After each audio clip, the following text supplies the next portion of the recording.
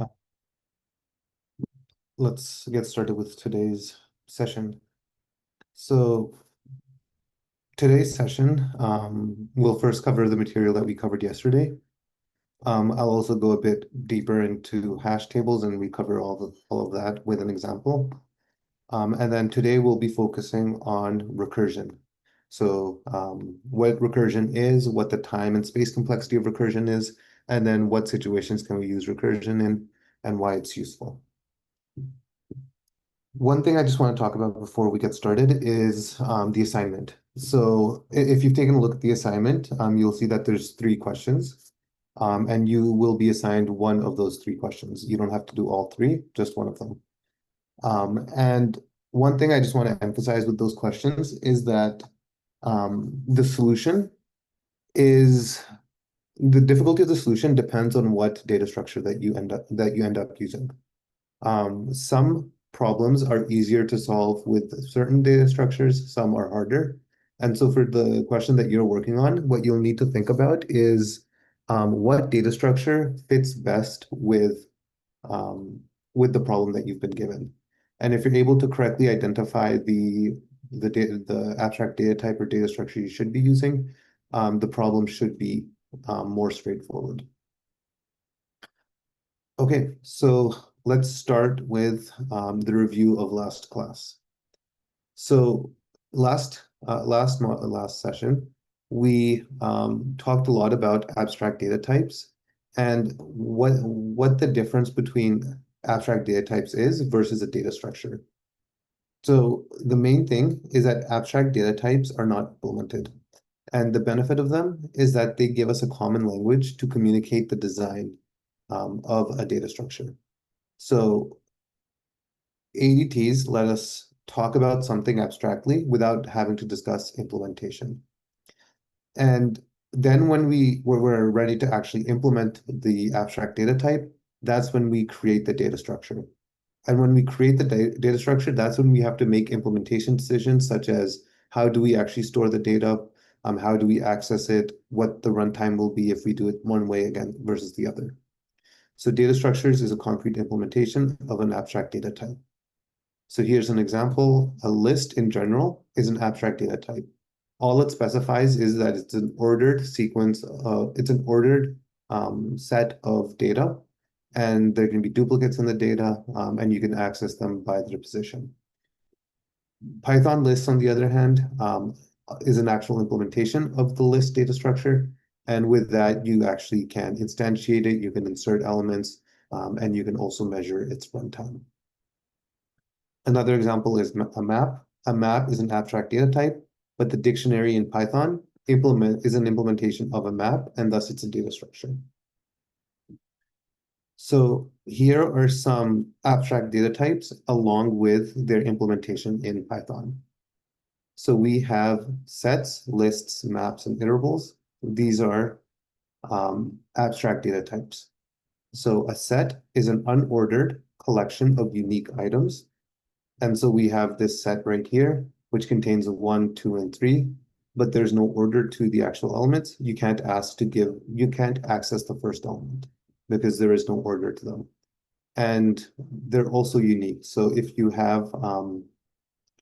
already have 3 in the set, you can't insert another 3.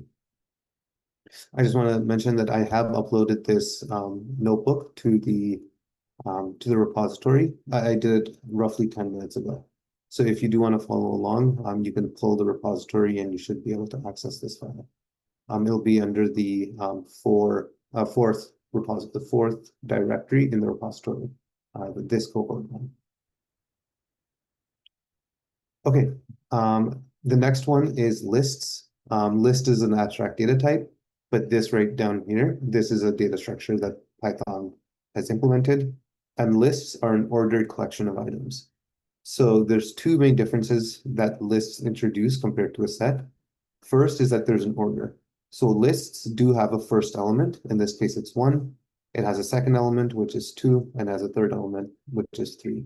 We can't do the same thing with sets because sets don't have an order. And the other difference is that lists can contain duplicates. So if I create list with 1, 2, 3, and 3, it will actually contain two threes, one in the third position and another in the fourth. The next abstract data type we discussed yesterday were maps. Maps store key value pairs.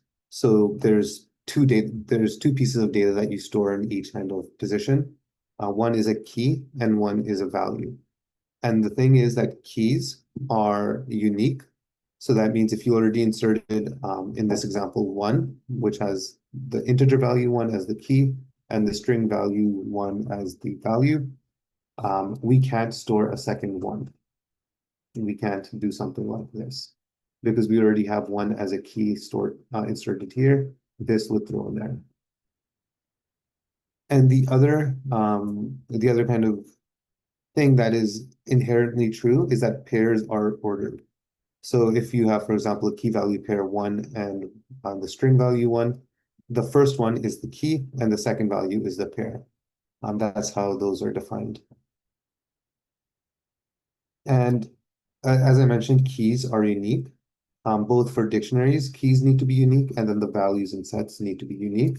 The reason for this is because in both of these data structures, in the back, hashes are being used in order to calculate where they'll be stored. And we'll talk a bit about hashes in just a moment. But I'll just emphasize this now that both dictionaries and sets are O of 1, have O of 1 runtime for most of their operations, and that's because they use hashes. But the downside is that they have this constraint that the keys need to be unique. The next data structure, an abstract data type we talked about yesterday, were iterables. So iterables are a collection of items. Again, there's no order to them, it's just a collection. But with iterables, we can iterate through them. So we can go through the collection one at a time, looking at each and every element. That's done through the iter call in Python. This creates an iterable, and then you can just call next on the iterable repeatedly. And if we do this, we'll see that we get, sorry, it recreates the iterable every time, so that's why we're getting one repeatedly. But if we call it the second time, it will iterate through the elements one at a time. Okay, so these were 4 abstract data types, and we looked at their implementation in Python. Next, we'll talk about 2 more abstract data types called stacks and queues. Let me just zoom out. Okay, so stacks. There's a question, I'll answer that first. For the iterable, how can we reset the index? That's a good question. Let's take a look if we can figure that out. If we do dir iter1, we can see what methods it has available. It doesn't actually have any normal methods. So I don't think you might not be able to reset the index inherently. What you could always do is recreate the object. So if you recreate the object, then I can do next, and this will again do that. So yeah, in the definition of an iterable, I'm guessing that there's no requirement for you to be able to reset the iterable. Okay, so we have stacks and queues. With a stack, we have 2 operations. One is pushing and the other is popping. With pushing, we insert an element, and the insertion specifically is to the top of the stack. So what that means is that if there's no elements in the stack, we'll just add it to the bottom essentially. But once you start having elements, you add the next new element on top of the old one. So if we inserted 5 previously and now we're inserting 7, we would insert 7 on top of 5. And the way a stack works is if we want to access 5, we would first have to remove 7 because we can only access the top element. And if we wanted to remove an element from a stack, we would use something called popping. And popping removes from the top of the stack. So if we pop, then 7 gets removed. And if we pop a second time, then 5 would be removed. And when we pop, we also generally return the value of the element being removed from the list. So those are the 2 operations we have when we're working with stacks. And Queues, on the other hand, um, are very similar to real life queues. So if we imagine a bank line, um, when you enter a queue, you enter from the back, and you keep going until you either run into an element or you get to the front of the queue. So if you're the first person in the queue, you would come to the front. You would enter through the back, but would come to the front of the queue. Then if we in queue a new element, it would go behind the previously in queued element. This is a bit similar to a stack where you add elements to the back, but the main difference is when we remove elements, we remove them from the front. So whereas with a stack, we would be removing 8, in this case, we would actually remove 4, and this is called dequeuing. So if we dequeue from this queue, we would first get 4, followed by 5, then 7, and then 8. So the order in which elements arrive in the queue is the same order that they get removed from the queue. There's a question. I've heard of a double-ended queue, aka dequeues. Do you know what the use case for those are? I'm not too sure. I haven't worked with double-ended queues, and I'm not too sure what their use case is. If you'd like, just message me during the break, and I'll look them up and see if I can figure that out for you. Okay. Moving on to the next topic we covered yesterday, which was searching algorithms. This was a fairly short section yesterday, but we looked at 2 searching algorithms. One was linear search, and one was binary search. With linear search, we go through the collection one at a time, and we check each element to see if it's the one we're looking for, and if it's not, we move on to the next one. So the runtime of linear search is O of n, because you have to consider each element one by one. The alternative is binary search. The requirement for binary search is that the collection needs to be sorted. And if it is sorted, what binary search can do is split the collection in half in each iteration and select the desired size based off of what the current value is. So binary search has a runtime of O log n, and that's substantially faster than linear search. You just have to make sure that the collection is sorted. One example of binary search that we generally do use in day-to-day life is a dictionary. Maybe not so much these days, but with a dictionary, if you were looking for a word, generally what you would do is open the dictionary down the middle. You would probably arrive at M or N as the current letter. And then if you're looking for something that occurred before M, for example, if the word starts with B, what you could do is split the dictionary in half in the first half, flip that over and see what the new letter is. So if the letter is now F, you would then again flip through the next half, opening it up, and you might arrive at C. And you would keep doing that until you narrow down on B and then even subsequent letters. But essentially flipping through the book until we arrive at the correct word. There's a question you have to sort first, right? Yes. If you have a collection that's given to you, you have to ensure that it's sorted. In the case for a dictionary is inherently sorted already. So that's why we generally use that technique in real life. And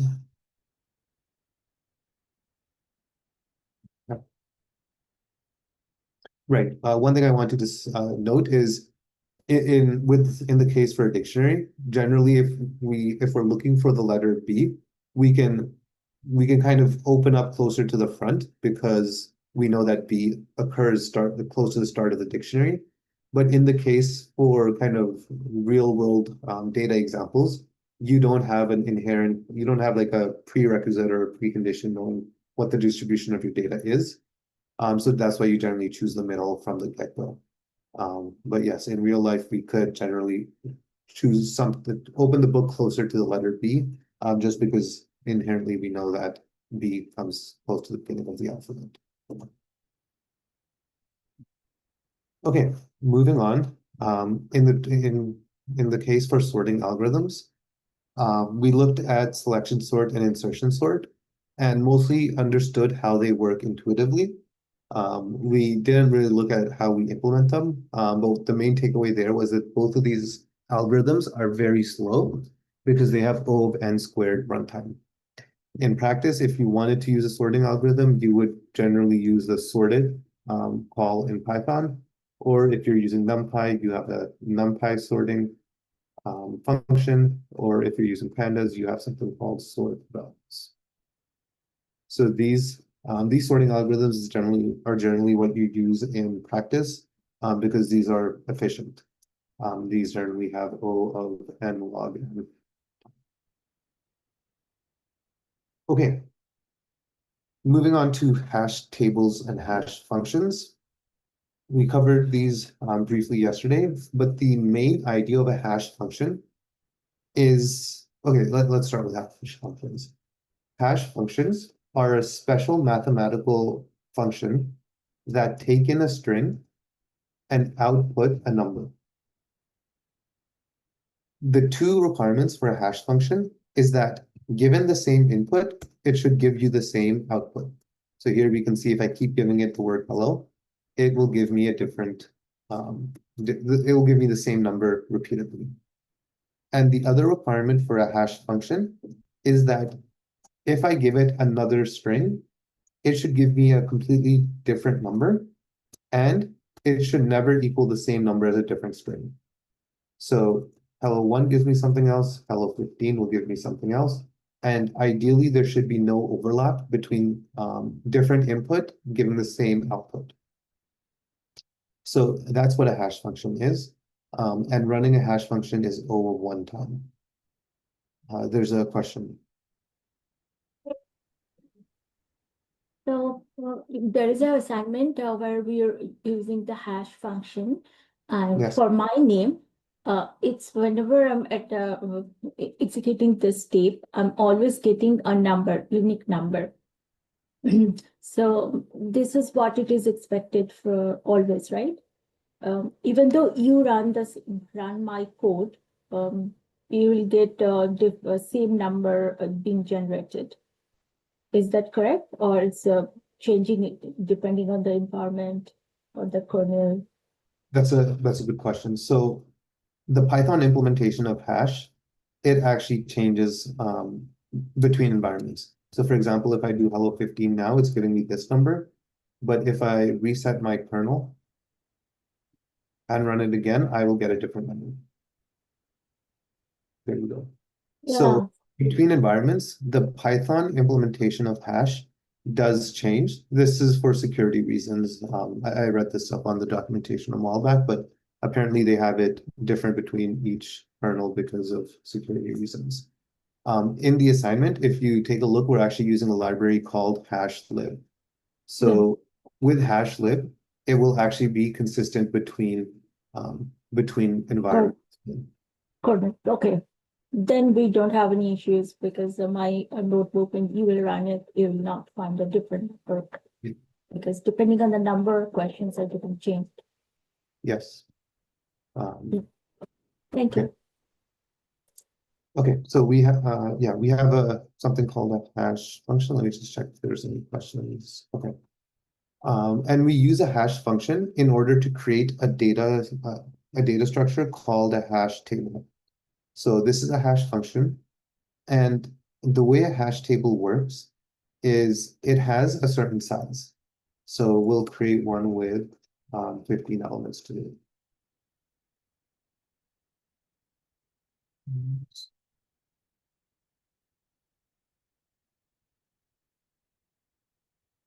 Okay. So this is our hash table. We'll call it HT. So if we want to insert a value into a hash table, we first need to use the hash function in order to figure out what index it should be stored in. And as we saw here, a hash function gives us a massive number. So in order to bound this number between the start and end of our hash table, we will use the modulo operator along with the size of the hash table. So if we do this, it will give us a number between 0 and 15. And yeah, it'll give us a number between 0 and 15 based off of the value of what we're inserting. And it will also be ideally different for different values. Now, because we are bounding it to 15 values, there is of course going to be some overlap. That's what the name for that, the name for when two values get mapped to the same index is called a collision. And we'll also take a look at how we resolve collisions in just a moment. But we'll first just look at this as a way of figuring out what index a value should be put into. So if hello 15 gives me 5, what I will do is use that 5, essentially like this, to store hello 15. And in that case, our hello 15 will be stored here. And then the next time when I want to access hello 15, what I can do is calculate the hash value again, and then retrieve it from here. So that's the fundamentals of hash tables, is this idea of using the hash function in order to generate the index, and then using that index in order to store the value or retrieve it. In just a moment, we'll actually implement this entirely and resolve a lot of the issues such as collisions, as well as kind of how we figure out a lot of the details. But before we do that, there is a question. Yeah. Just curious, isn't it possible that modulo of two hashes would be the same? I mean, wouldn't it? Yeah, yes, it is possible. Well, let me see if I can actually pull an example up. Then in that scenario, the hash table would change, right? Because the hash table wouldn't change. Instead, we would have something called a collision. Second, this works. Yeah, so hello 12 and hello 15 both map to 5. And so if we tried to store hello 12 into this hash table, it would overwrite this value. And so we need to come up with collision resolution techniques in order to prevent that from happening. And we'll take a look at that in just a second here. Okay, so what we will do in our class here, hash table, is implement a hash table using a list of lists. So the way we'll avoid collisions is instead of storing just one value in a cell, we will actually store a list of values in that case. And in that case, if there is a collision, we'll just store 2 values there and we'll have to iterate through them. So what we'll do is when we create a hash table, we'll also specify size. And by default, we'll say the size is 10. And what we will try and do is in our init is create a hash table that looks something like this with 10 elements. Like that. So let me see if we do this, this will give us a bunch of 5s. So if we do this, it will give us a bunch of this signal. So we will use this line right here. I did that a bit fast, so let me just repeat this. If we multiply a list containing a number with an integer, we will get that number repeated multiple times. Something like this. So if instead of 5, we put in an empty list, we will get a bunch of empty lists inside here. So what we will do is create this as self.ht is equal to this, where we multiply by the size, which by default is 10. Then we also want to save the size here. So this is our size, and self.size just to be consistent. Now, if we want to insert a value, actually the way I've set this up is by using 2 values, a key and a value. So we'll actually have that as our as what we'll insert into the hash table. So if we want to insert into a hash table, we first need to figure out what index we need to store it at. And in order to do that, we need to pass the key, we need to pass key into the hash function. So we'll do hash key, and this will give us a massive number. And in order to restrict it into the bounds of our array, we will use modulo self.size. Now we have a number between 0 and 10. So we will call this our index for this key. And then what we will do is iterate through the list that we have at that position. So we'll do self.ht at the index and for values in this. So all the values inside the list, we first want to check if this key is already stored. So we want to make sure this key isn't already stored in our hash table because we can only store it once. So for values in the list, if value sub 0, which is what our key will be. Actually, I'm going a bit fast, so let me just break down how we will be storing data in this hash table. So we have this list of lists. Let's just do 3 elements for now.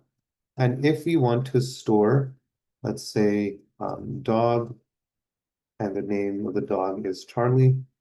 If you wanted to store this in this type of data structure, the way that we will do that is by creating a tuple where the first element is the key and the second element is the value.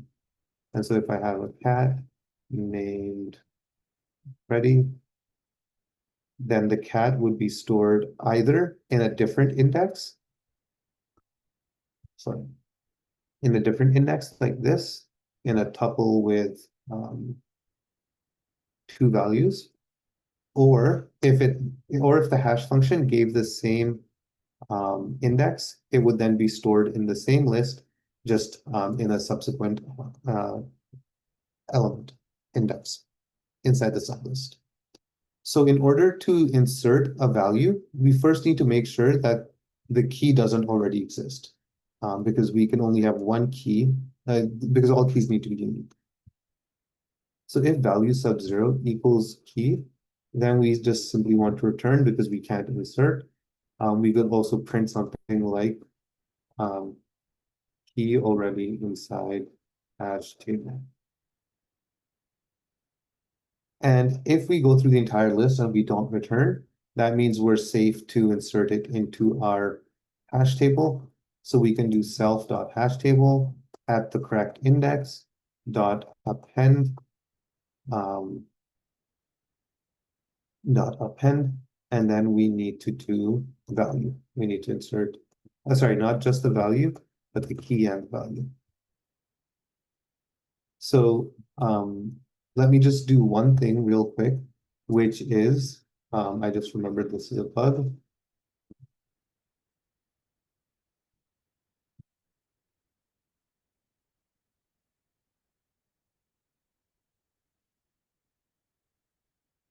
We can't use the previous syntax that I use right now, this, because the way this actually works is that this list that's created, all of the lists are actually the same list. They're just replicated. So what that means is if I, for example, create this with 5 elements and then I append something in the first element, we will actually see that in all 5 elements, even though I inserted in the first one, because it actually is the same list. It didn't create copies, it actually is just the same list repeated over and over again. So let me just show this hash table functioning, the insert functioning with the hash table, and then I'll answer the question that's being asked. So if we create my hash table as a hash table,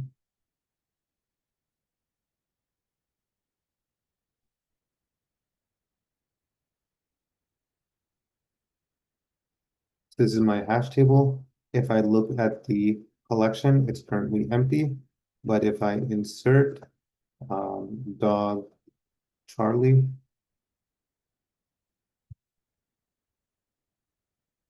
and then I look at my hash table now, we have dog and Charlie inserted here. And if I insert cat and Freddy, then we have cat and Freddy inserted here. And if I try to insert dog again, but with a different name, let's just say Toby, it doesn't actually insert it, and it just says key already inside hash table. So that's what our first function over here does. Yes, there's a question.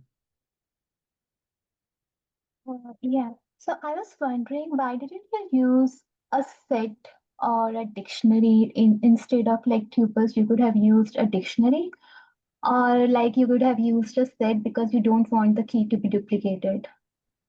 Yes, I could have used a dictionary or a key. The reason I am using a list is more so to demonstrate how we resolve collisions, or one technique to resolve collisions. And dictionaries and sets in the back are actually using something similar to this. If we were to use dictionaries and sets to do this, it would be much, much simpler. And a lot of the nuances for hash tables would actually be covered up by that. Okay. Okay. So you could use dictionary. That is like the right now what you have done is the most elementary thing, and then we can build on this. Maybe. It's actually the other way around. If I was to use a dictionary, inserting would just be as simple as doing something like this. So inserting inside the dictionary at position key, the value. Yeah, you would have to check then whether Yeah. it. But this hides all of the details of a hash table. So in order to understand the hash table, we're actually using just a normal list and managing all of the details of the hash table ourselves. So instead of let's not like instead of list, you could have used set then, because set doesn't allow duplication. So you could have used first set and then convert it into list later at the end, right? Yeah, we could do something like that as well. Okay, thank you. And how did the code determine where in the list to insert those values? That's happening right over here. So the hash returns a number, returns a unique number, and then we use modulo size in order to restrict the number to be between 0 and size, which refers to an index. So that's how we figure out the index, and then we insert it right here after making sure that it hasn't already been inserted. Okay, so next step is to figure out if a key already exists. So in order to do that, all we actually have to do is what we did previously, figure out the index. Just remove this. Okay, so again, we just figure out the index that we want to insert at, and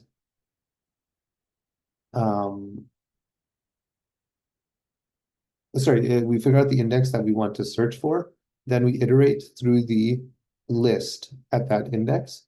And if the value equals the key, if the first value in the tuple equals the key, then we can return true. Otherwise, if we go through the entire for loop and we don't find the key, we can return false. So now if we implement this, we run this again. Now what we can do is ask it, does it contain dog? So this returns true.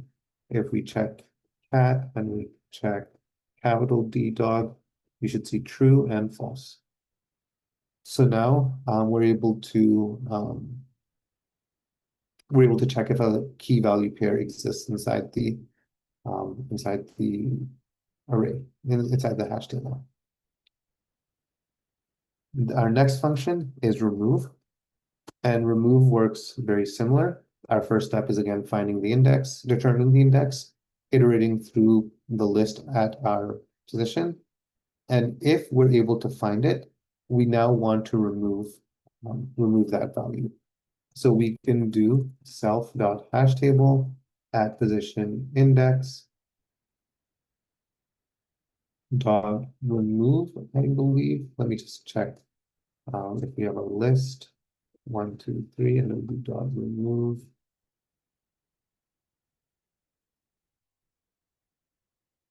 And then we do A, so yeah, that removes the correct value. So we want to remove the key value pair. So if we find the key, we remove the key value pair, and then we're done. So if I implement this, add this function, and go through our hash table. Our hash table contains a dog and a cat. And if I want to remove the dog, actually, I think I'm going to run into an error right here. Because I assumed I had the value, but value is not defined. So this value right here, I haven't defined it. So what I will actually do is first say value is equal to this, sorry, it will equal value sub 1. So that is the value. 0 is the key, 1 is the value. So now we have value stored in here, and we will try and remove it. So now our remove function is working. And if we take a look at our hash table, we should not have dog Charlie in here anymore. There we go. Now the last method we'll implement on the hash table is get. So given a key, give me the value. And again, this is going to be very, very similar to our remove function. But instead of in the last step removing it, we will just return the value. And so now if I run this once more, and then I try and get the value of my cat, I will get the value of the cat. If I try and get a value that isn't there, I should get none. So yeah, nothing gets returned. So all of these operations that we're doing right now are in essence O1, but if you look at the code, we do have for loops. And those for loops are over the length of our list. So over the length of these lists. So hash tables are O of 1 if the collision method is implemented well. If the collision method is implemented nicely, then we can have O of 1 operation, because that means if you want to store n elements, they should be distributed uniformly, roughly uniformly. But if our hash function doesn't work correctly, then we'll have too many collisions in the same kind of elements. For example, if we keep inserting elements that hash to the first position, then essentially we'll just have a linear search over the first element of the list, the sublist, the first sublist. And so it's very important for our hash function to work correctly so that we can get this uniform distribution of indices when mapping our keys. And if you, for example, insert n elements into your hash table and you start getting collisions, what you can just do is increase the size of your hash table. That's an O of n operation. But once you've recreated that list, then all of the subsequent operations are again O of 1.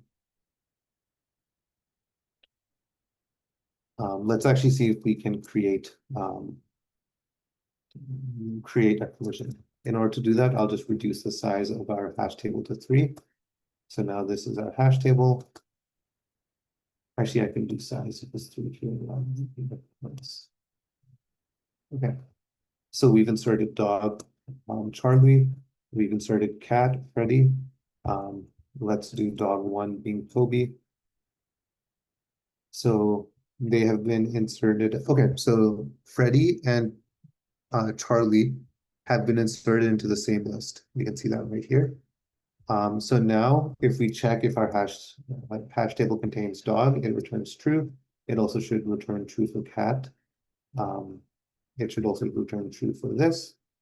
And let's see if we can try and remove cat, which is our second element. So if I try and remove cat, we now only have dogs left in our table, in our hash table. And if we try and get cat, we don't get anything, but if we get dog, we get Charlie. If we do dog 1, we get Toby. We can also try inserting cat again. So we will have cat in our hash table. And then if I try and get cat, I should get friendly. Perfect. So this is a mostly functioning hash table. And it does have O1 runtime as long as our size is greater than the number of elements we're storing.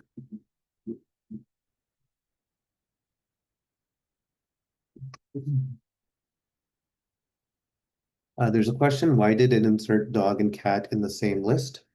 It's because the hash function returned the same value for cat and dog. So I can actually show that right here.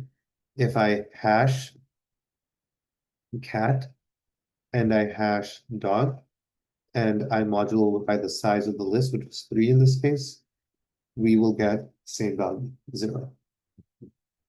Now, if I actually look at the absolute value of the hash without doing the modulo, they are different numbers. But when we actually have to trim this list down to just being indices between 0 and 3, that's when we get that conclusion.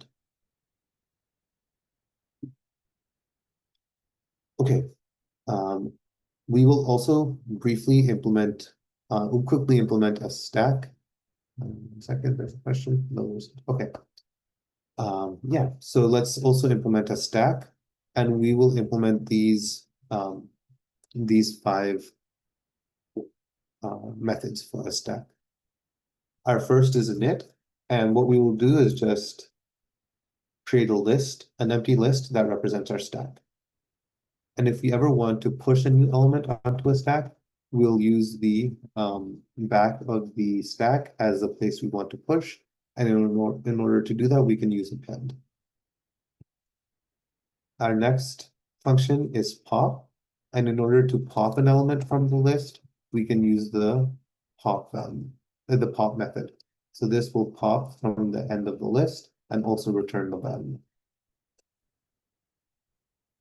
For top, what top does is it returns the value at the top of the stack, but without removing it. So in order to do that, we can use self.stack and access the value at the length of self.stack and -1. So this will give us, if we have 2 elements in our list, the length will give us 2, we'll -1, and that will give us 1, which is the index of the last element. And finally, we can return the length of our stack by doing length of self.stack. Or -1, we can also do that.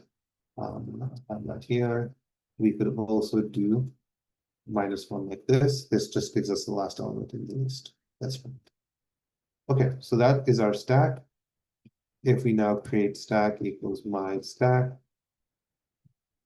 and try and push elements on top, so push, let's do 5, then 4, let's do 3.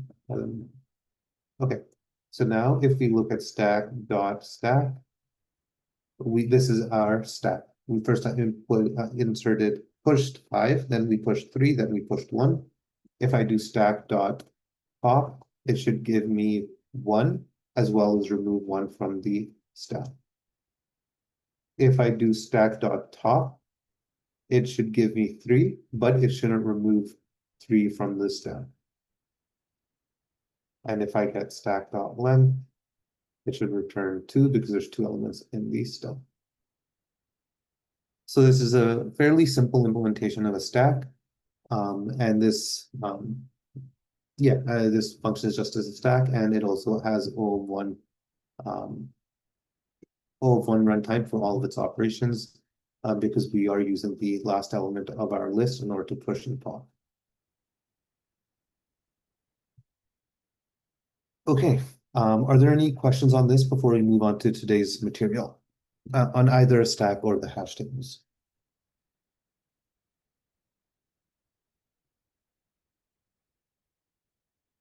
Okay, if there's no questions, let's move on to today's material, which is recursion.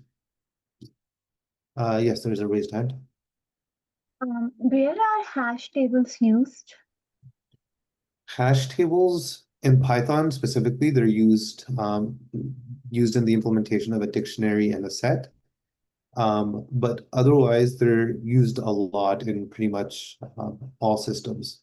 So hash tables, I would say, are one of the most used data structures just because they have such good runtime.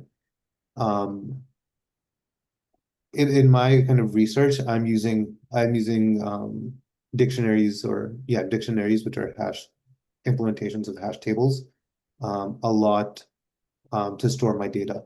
So I can write this out, but like I have data from a bunch of patients, and patients have unique IDs. So I have patient 1, I have patient 2. And so what I do is I store these patients. I use the patient ID as the key, and then I use I store their data in the value. So I have something like this, and this lets me basically access a lot of crucial information very quickly because I don't need to iterate through lists in order to access them. But isn't it a dictionary? The example you just mentioned, it is a dictionary, right? You could have used the patient one as a key and the data related to the patient one as the value of that key. Right? So what is the difference between then hash and a dictionary? So a hash specifically is the hash function. But if we're talking about a hash table versus a dictionary is using a hash table in the background. So if we actually look at this example here, at no point did I have to worry about, like when I was using the hash table down here, at no point did I have to worry about calculating hashes. I didn't have to worry about collisions or indices. All of that information was hidden for me. All I needed to do was insert key value pairs, and then I could retrieve my key value pairs, remove them, and operate on them. So even though this is a hash table, from my perspective, it was simply just storing values and retrieving values. So in that sense, dictionaries are almost the exact same thing. To you, it seems like you're just storing key and value pairs into a collection. But in the background, hidden from you, it's actually doing pretty much the same thing. It's using hashes in order to figure out where to store it and then retrieving them. So, if you're actually programming, you're not going to need to use this hash function often in order to figure out where to store information. But what is important to know is if you have data that has unique keys, then if you use a dictionary, you will have O(1) runtime because in the background it's using hashes. So that's kind of the key thing for you to know is you should be storing unique data like this into dictionaries or sets because you'll get O(1) runtime. But if your data isn't necessarily unique, then you'll need to use lists, and those have slightly higher runtimes. Okay, so what you're saying is like we generally, when we are programming in Python, so we use dictionaries to like insert key values pair, right? But under the hood, dictionary uses hash functions. Exactly. Okay, so sorry, go ahead. So we don't use hash explicitly in our programming, right? Yes, I would say 99% of the time you don't use hash explicitly. So what you just told us is that how the dictionary functions.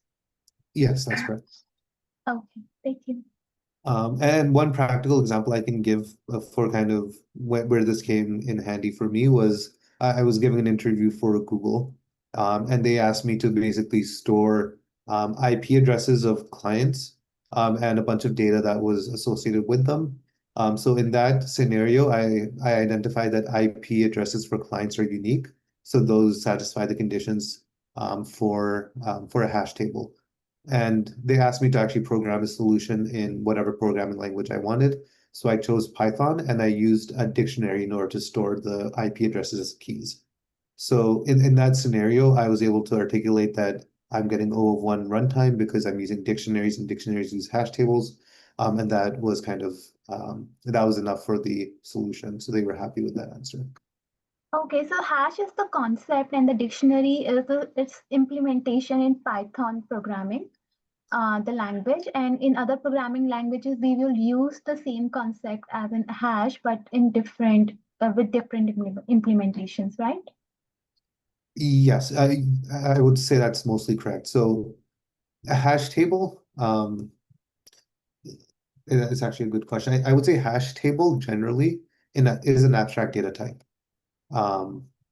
And dictionaries, because dictionaries are also implementing the map abstract data type, they are also using hash, they are also kind of merged with hash tables in a sense. They are using hash tables in the back. So the definitions do get a bit blurry there because it's drawing from both of those abstract data types. But the second part of your question is correct. So other programming languages do have concepts that are similar, that pull from the hash table abstract data type. The reason why it is so famous is because of O1, because it's fast. Yes. Okay. Okay, thank you. Yeah, no worries. And there is an answer in the chat as that databases and networking use hashes a lot. Yeah, that's true. Aren't passwords hashed in databases too? Yes, they are hashed in databases, but the purpose of that is more so encryption. So I'll just explain this a bit as well. So another property of hashes is that they are hard to reverse. So if I, for example, put in sample here, it gives me 36, this massive number. But if I see this number, I can't figure out that this came from the word sample. So the benefit of using hashes in password databases is even if the databases get leaked, you can't just read the hash value and figure out the password. You would actually have to try every different possible password out there. And when you finally get a hash value that matches the one in your database, then you're able to figure out the password. So that's why hashes are used in passwords. It's because you still have to reverse it. But can't we make like a super table where we match numbers to strings?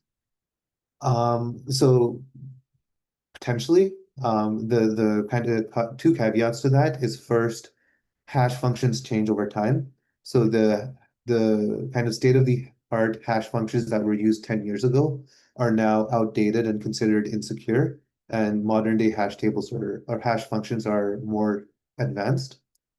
And the other concept with hashing is something called salt. So I won't go too deep into this, but basically when you hash a password, you also add a random string at the end that you store in your database. And that way, even if you that way, even the same password hashes to a different value because you've added this salt. And that way, you can't just store everything in a database and look up values because you have this salt kind of obfuscating it. Okay, but yeah, it's a very deep topic and there's lots of kind of levels to it, but that is a very high level view of how hashes and salt are used in databases. Okay, let's move on to our topic for today, which is recursion. So today's kind of overall theme is recursion, but there's a couple of key concepts we'll discuss. First is the call stack. So I kind of touched on this yesterday, referring to today, that we'll talk about the call stack. And the reason we will talk about the call stack is because it relates to the time and space complexity of recursion. So after we understand the call stack, we'll learn about recursion, how it works, why we use it. We'll then understand the time and space complexity of recursion, and then we'll look at merge sort. So merge sort uses recursion and it's faster than the naive sorting algorithms that we've looked at thus far. So this is actually n log n in terms of runtime. And then after that, we'll look at what multiple recursive calls look like.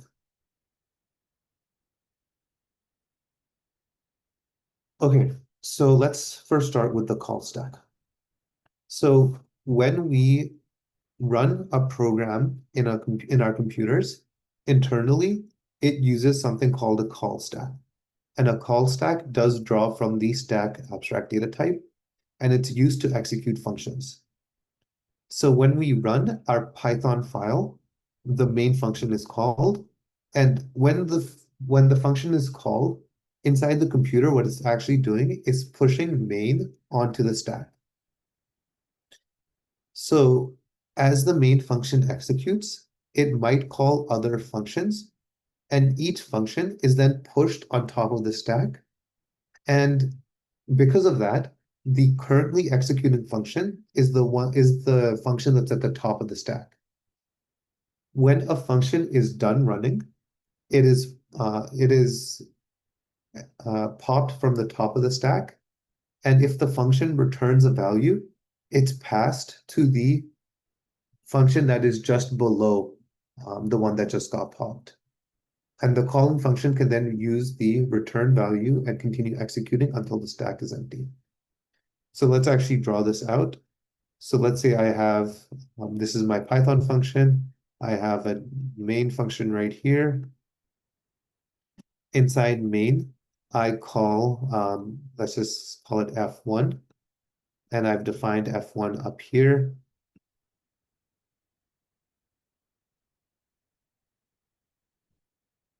And F1 actually calls a second function F2, which I've defined here. And let's say F2 returns 2. This is a bit messy. And F1 returns whatever F2 returns. Actually, let's write this out just so it's a little bit easier. So we have F2, it returns 2. And then we have F1, which returns whatever F2 returns. And then our main is F1. Yep, that's much easier. Okay, so this is our function. We start with, when Python executes, it starts with the main function. So if we look at our call stack, which looks something like this, what we actually push on top of the call stack when we start executing is the main function. So this is main. And when main executes and it gets to our first function call right here, F1, what actually happens is F1 gets pushed on top of the stack. So now we have F1 in our call stack. Then when we execute F1, we call F2 right here. So F2 also gets pushed on top of our call stack right here. Now F2 executes and it returns 2. It doesn't call any other function. It actually finishes running the entire function. The function ends. So what happens is that F2 gets popped off the stack, and the value that's returned, in this case 2, gets handed off to F1. So now F1 is storing the value 2 somewhere. Now in our case, we're directly returning the value returned from F2 from F1 as well. So F1 will also get popped off the stack, and this value 2 will get passed on to the calling function, the function that called it, which in our case was main. So now main is storing 2. If we, in our code, if we said x is equal to F1, then we would be storing 2 in the value, in the variable x. So the call stack inherently, like the structure of the call stack, what its value is that it stores the order in which functions are called. And so when functions are done running, it's able to go back to the correct function. So once F2 was popped, we knew that we need to go back to F1. And then once F1 was popped, we could go back to main. So this organization is done by the call stack.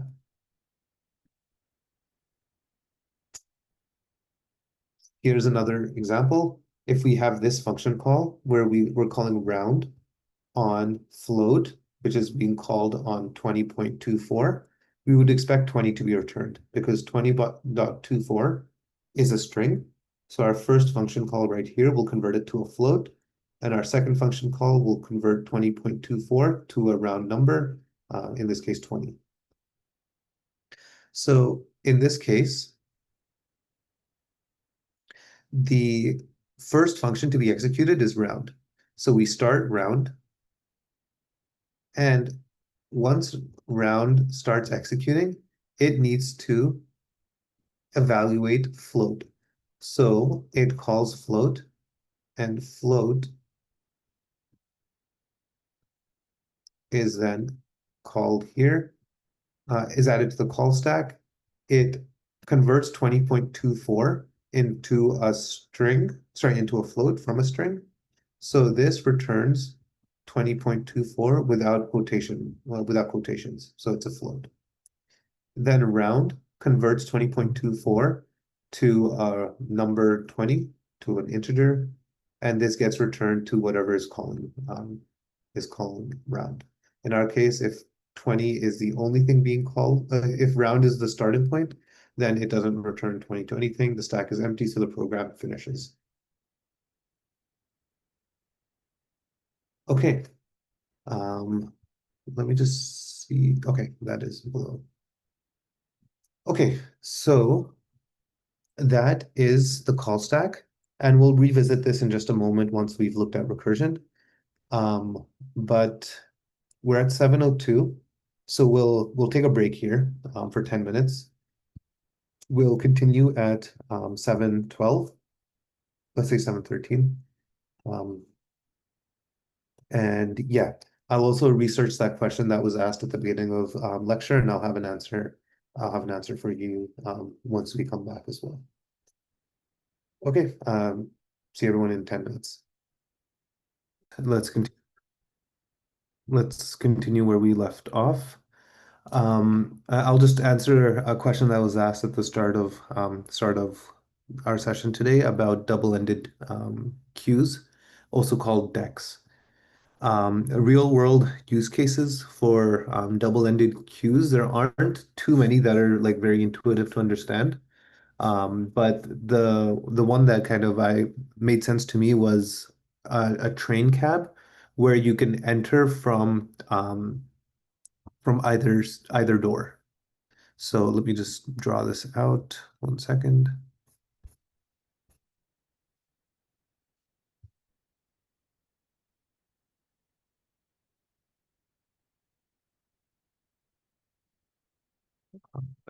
Okay, so if we have a train cab that's typically structured like this, where we have doors at two ends, actually we can draw it as the other type where they're at the very end. So you can onboard either through here or through here. Generally what happens is you enter and you kind of end up in the middle because other people enter through the other side. So once the cab is full, you have a queue that kind of looks like this. And then when you remove from the queue, you can remove from either end. People can exit from either exit, but it is these individuals that need to leave first. In terms of programming, real use cases, the one I saw online was the browser history example. So we previously discussed that as a stack. But one of the characteristics of the history, back history, is that it is limited. It doesn't store your entire history forever. It's generally either let's say it's 20 elements. So you can push from this side, and this will then kind of fill up. And then if you need to go back, you can pop from here. But once you've reached, let's say, 20 items, before you can push some new web page on top, you first need to remove from the other end of the queue. So this is also an example where a double-ended queue could be used. Okay, let's move on with recursion.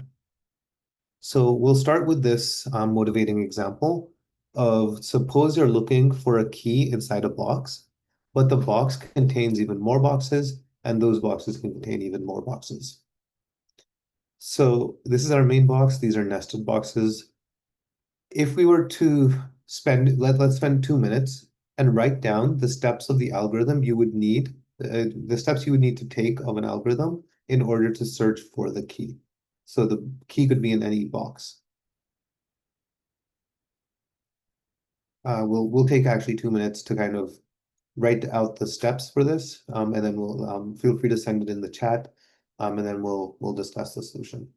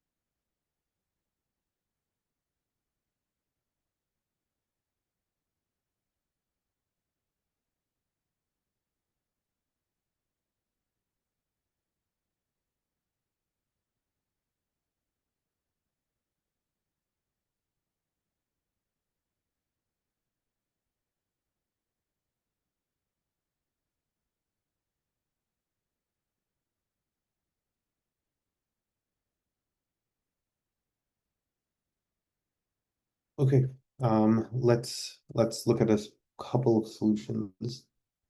There are possible solutions. So one approach we have is a loop-based approach. So in this case, what we would do is grab each box, make a pile of the boxes. So for example, grab all these boxes, make a pile of them. And once we have a pile of boxes, we can then grab a box from the top, open it, and if we found a key, then it's all good. If not, if it contains a box, we just add the box back on top, and then repeat. So we keep repeating this until we find the key, making a stack of boxes. The other option, and this is the one that I think I've seen more in the chat, is grab a box, open it. If it contains a box, repeat step 1. So just open another box. If it contains a key, then you're done. So both of these algorithms work in terms of finding the key, but the main difference between them is that the definition of the second algorithm is a bit more simple. Rather than organizing the boxes and going through them one by one, you inherently define the structure of the problem in the fact that you're repeating the first step. So by saying that you're repeating, you're kind of encapsulating the structure of the boxes and solving that one kind of the organization of the boxes within itself. So this second function as well, the recursive function, it kind of also calls itself. When we say repeat step 1, it's essentially saying apply the same solution, except I've already removed one box. So if it contains a box, repeat step 1, but now the problem is a bit smaller because one of the boxes is already opened. And you keep doing that, reducing the size of the problem until you find the key. And again, just to reiterate, both algorithms do achieve the same thing, but the recursive definition in this case for the problem may be a bit simpler. So in order to write a recursive function, you need to call the function itself within the function. But because it is kind of this loop of calling itself, it's actually very easy to also write an infinite loop. So for instance, this is a countdown function. So we give it a number, let's say if we call count down with 10, what I would expect is it to print 9. See, it says print I. In this case, I is 10, sorry, so it should print 10. And then it calls countdown again. So it calls this function, except with I minus 1. So I was 10, we subtracted 1, so it's now 9, and it calls countdown again. So we will print 9, and we will then call countdown again, this time with 8. And so we would expect it to keep calling itself all the way down, reducing the number repeatedly. But the issue is we never tell it to stop. So if I was to run this, let me just zoom out, set my interrupt as okay. So I'll run this and then I'll interrupt it. Sorry, I didn't actually call it. Okay. So if I actually run this function with 10, it will go from 10 to 0 because that's kind of what we've defined it as, but it will keep going, and it will keep going forever. In this case, I did stop it as soon as I could, and so it stopped after roughly 3,000 iterations, but if I hadn't interrupted it, it would keep going forever until the program crashed. So this runs forever, and in order to avoid that, we need something called a base case to tell the code when to stop. So this is, again, the same function, except the recursive call that we have, we've put inside an if condition. So now we're saying that if the value of I is is less than or equal to 0, then we don't want to do a recursive call, we just want to return. But otherwise, so if I is greater than 0, do the recursive call. So if we have this as our recursive function, now if we pass in something like 10, when it runs for 10, it will print out 10. It will go into this if condition. If this if condition evaluates to false because I is greater than 10, and so it will do the recursive call. And it will keep repeating this until it gets to I is equal to 0. And when I is equal to 0, it'll simply just return. So if we run this, we get exactly that. Once I is equal to 0, it does print it, but then it returns it. So this function could also be implemented iteratively. So if we, for example, do the same thing iteratively, it takes in an I. We're going to do for j in range 10, or sorry, I all the way to 0 going backwards, and we can just print j. So if I were to do this, I would get the same output. So this recursive problem can also be solved iteratively. This is generally the case for almost every problem. If you can solve it recursively, you can also solve it iteratively. However, some problems, because of the way they're structured, are easier to solve in a recursive manner. So for this specific problem, it's not easier, but there are some problems where recursion is just an easier approach. One problem that we can use recursion for is factorial. So a factorial is a mathematical operation where the factorial of n is a product of all of the positive integers less than or equal to n. So 5 factorial is equal to 5 times 4 times 3 times 2 times 1, which is equal to 120. And mathematically, 1 factorial is defined as 1. So we can use recursion to calculate factorials. We can do that by first looking at the base case, which is generally the smallest possible version of our problem. So I'll repeat that once more. In recursion, our base case is generally the smallest version of our problem, which is trivial to solve. So in the case for a factorial, the most trivial problem is 1 factorial. So that's what our base case right here is. If n is equal to 1 or n is equal to 0, return 1. So if I run this and then I do factorial 1, I would get 1.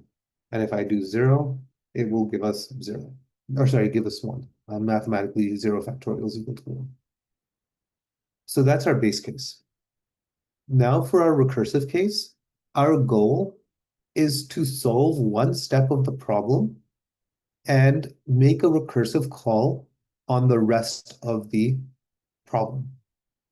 So if 5 factorial is defined as 5 times 4 times 3 times 2 times 1, our recursive call should attempt to solve one step of the problem, for instance, 5 times, and the rest of the problem, it should use a recursive call to solve this. So we should do something like 5 times, and then use our factorial recursive call in order to solve this problem. And in this case, that would be 4 factorial. So if we, instead of using 5 and 4, we actually use the variables that we have in our program, which is n, we would return n times factorial of n minus 1. And when this gets called again, it will get called with the value, let's say 4, because we called it with 5 previously, so now it's running with 4, and it will do the same thing. It will section off 4 as the step it's solving at that point, and make a recursive call on 3, 2, and 1. And it will keep breaking this problem down into smaller and smaller versions until it gets to the trivial problem, the one that we defined a base case for. And so that base case then evaluates as 1. And so then this returns 1. And the previous recursive call was trying to solve 2 times factorial of 1.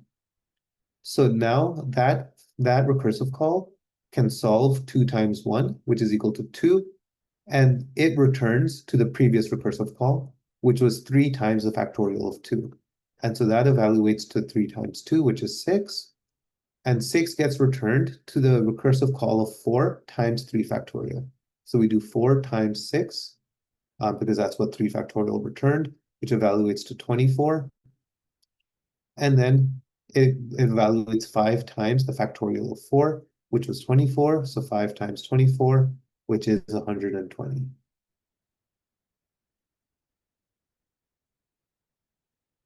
So if we run this code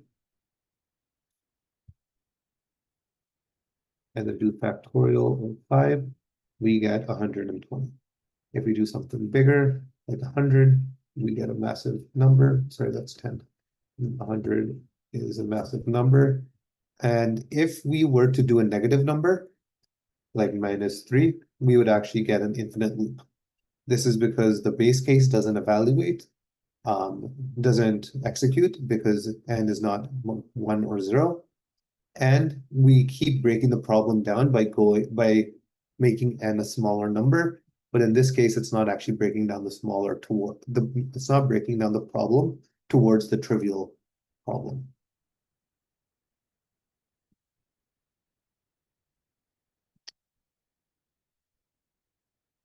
Okay, so now let's actually take a look at what the call stack looks like when we call factorial 3. So we start our execution with n equals 3. Yeah, so I'll explain this, but it does end up getting a little confusing. So I'll try and go a bit slower as well. So we first call factorial with x equals 3. So on the call stack, we push this call frame. Each function frame is called a call frame. So we push this call frame onto the call stack where x is equal to 3.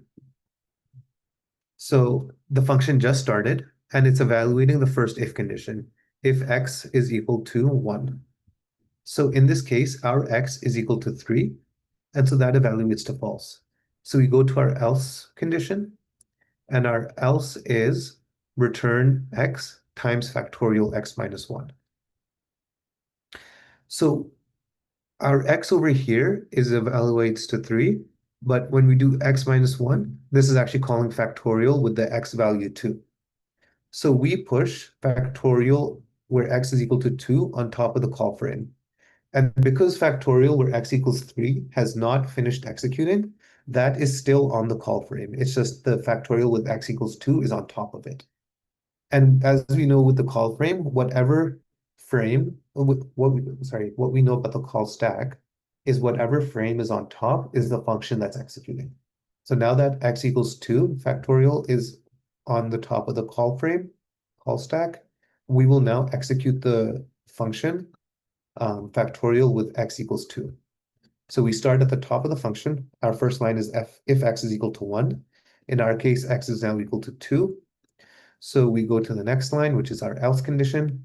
And our else condition is return x times factorial x minus 1. Now x is equal to 2. And factorial x minus 1 is calling factorial with the value 1. So we push this call frame on top of the call stack. So we have factorial x equals 1. And because this is now on top of the call stack, that is the function that is executing. So we execute the first line, which is x equals 1. In this case, our x is equal to 1, so this evaluates to true. So we go into our base case, which is return 1. So when we return, our function actually ends. So we return 1, and that means that this call frame, where x equals 1, gets popped off the call stack, and we resume execution from where we left off in the previous function. So in the previous function, we were on this line. We had x equals 2 here, and we had called factorial x minus 1 over here. But now that function has finished executing and it's returned 1. So this now evaluates to 1, and we do 2 times 1, which is equal to 2. And that's the value that we return. And because it's returning, we also pop this call frame. So this call frame also gets popped.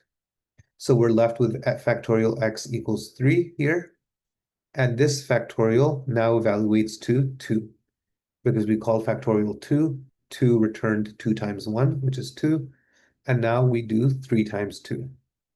3 times 2 is equal to 6.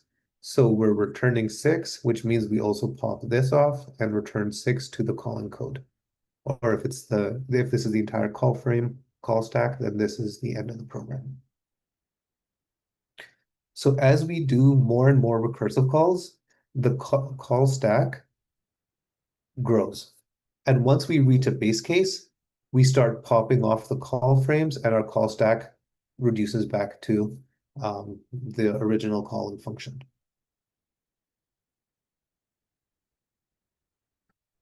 In our factorial example, we only had one recursive call, factorial x minus 1.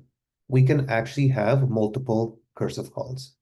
So an example of a multiple recursive call problem is the Fibonacci sequence. If you don't know what the Fibonacci sequence is, it's a sequence of numbers that starts with 0 and 1, and each subsequent number is equal to the sum of the previous two numbers. So for example, if we start with 0 and 1, the next number will be 1, because that's 1 plus 0. The next number will be 1 plus 1, which is 2. The next number will be 1 plus 2, which is 3. Next will be 3 plus 2, which is 5. Next number will be 8, followed by 13, and so on. So this is our sequence.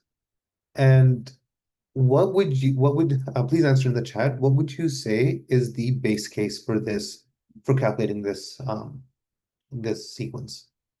If you want to, for example, calculate the 9th value in the series or in the sequence, what would the base case be? Exactly.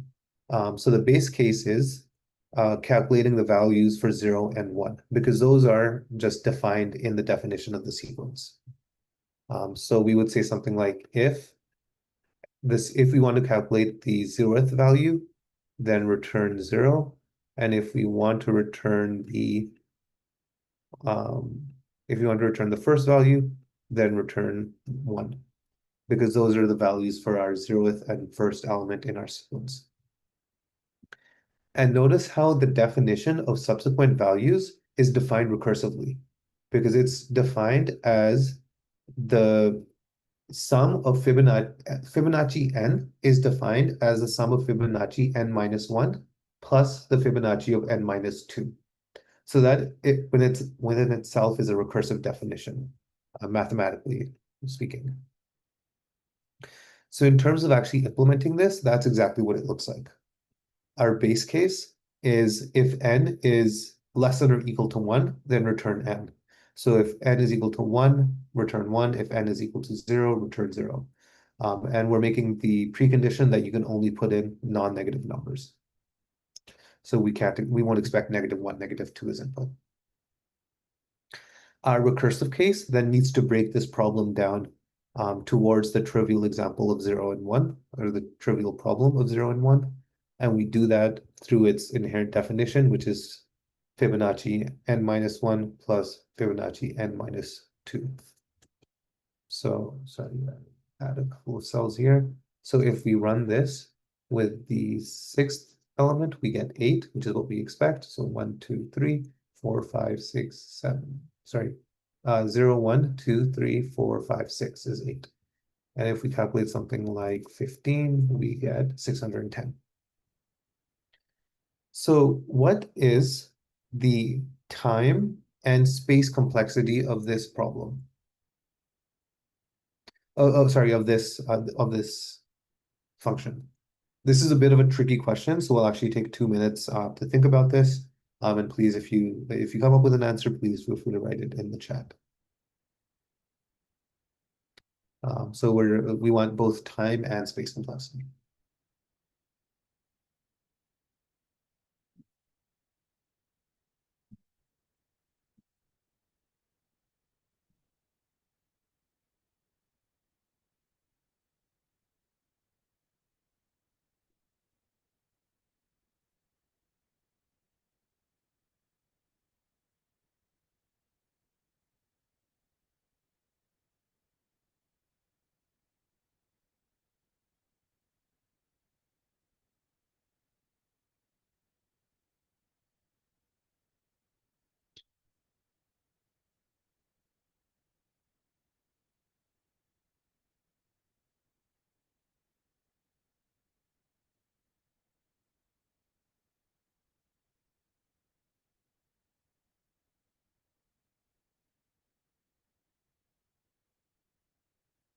I'll just give everyone 1 more minute, and then we will answer these questions.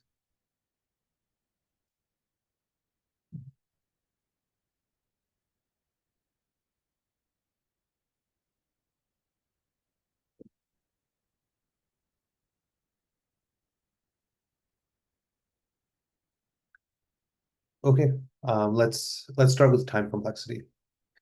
So time complexity is the number of steps needed in order to solve a problem. So we talked about this in our first lecture. It's the number of steps we need to do in order to solve it.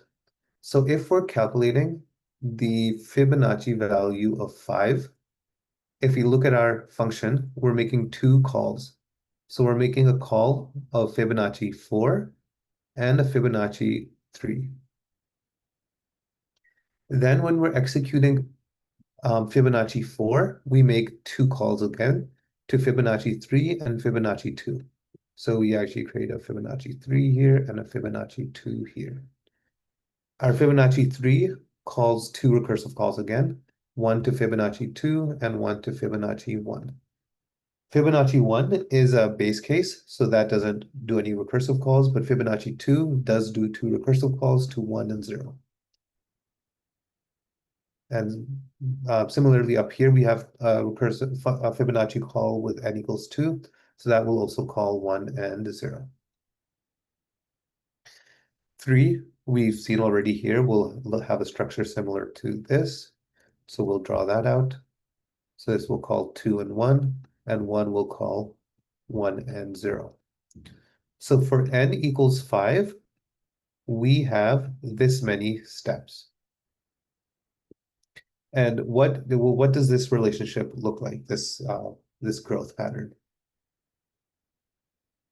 if we actually count it, it's 5, 1, 2, 3, 4, 5, 6, 7, 8, 9, 10, 11, 12, 13, 14. It's 15 in this case. But if we look at it as the worst case scenario, then this would have been 16, 17, 18, 19, 20, 21, 22. This would be 32 in the quote unquote worst case. There's a question, would the call stack look like Fibonacci 3, Fibonacci 2 with two function calls and two functions in one call? No, it wouldn't. So you can't actually call two functions at the same time. So it happens subsequently, consecutive, like one after the other. And so first Fibonacci 3 would be called, then after that Fibonacci 2. And yes, the answers I'm seeing in the chat are correct now. So the time complexity of this function is 2 to the power of n, which we saw in our first lecture as the second worst runtime.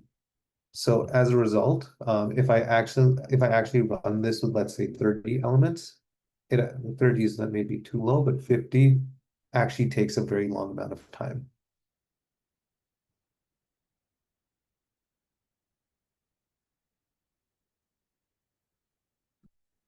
So the reason the number of steps I said was 32 was because in this example, we get to kind of 1 and 0 a bit higher over here.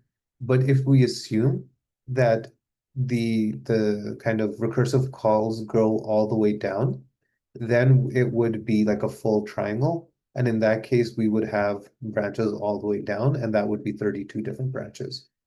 The reason we think this way in terms of time complexity is because when we have very, very big pyramids with, let's say, thousands of branches, actually, I'm going to just interrupt this because my laptop is starting to ramp up because it's taking too long. Okay, so yeah, when we have, let's say, 1,000 branches down here, this smaller portion that isn't filled doesn't really affect runtime because this is kind of the bulk of the runtime. So that's why I kind of considered 32 as the runtime. But also it was to kind of point you towards this this solution of 2 to the power of n.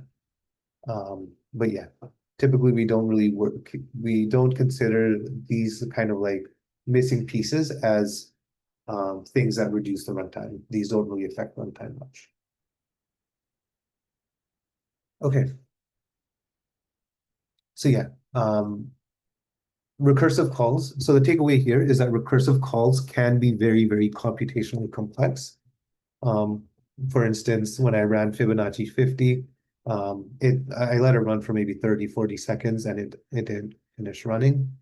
And my laptop fans are still ramping up. So yes, recursive calls can be very, very time complex. Right. And the second part of the question was space complexity. So if we actually look at what takes up space in these recursive calls, we don't actually have any data structure here. But what does end up growing with the size of our input is the call stack. So essentially, we want to look at what is the tallest height that the call stack would achieve during this recursive call, during this execution. So if I go back to our table,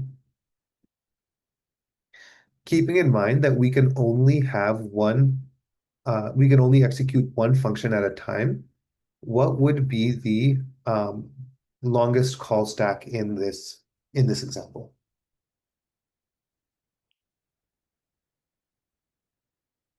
At one time, what is the most amount of call frames that we would have on the call stack? It wouldn't be 1. If we call Fibonacci with 5, we would then add Fibonacci 4 to the call stack, which would add Fibonacci 3, which would add Fibonacci 2, which would add Fibonacci 1. So this is the longest kind of chain we have in the call stack. So it would be 5. So typically in recursive calls, the space complexity of your function is the height of the call stack, the maximum height of the call stack, which is also the height of this kind of tree that I drew. Yeah, so it's in our case it is O of n. So I'll write this out in the cell down here as well. So space complexity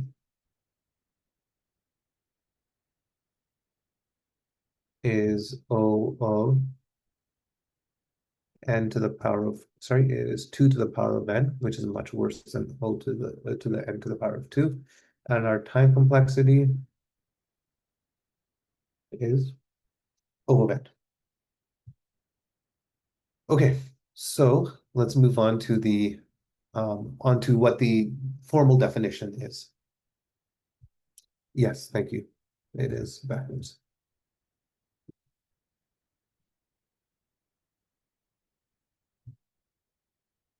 I'm checking if there's a question. When you call Fibonacci 4, it calls Fibonacci 4, but it also calls Fibonacci 3 in the other branch. Does that not go into the call stack as well? It does. That's a good question. So let's say I call Fibonacci 5. This calls Fibonacci 4.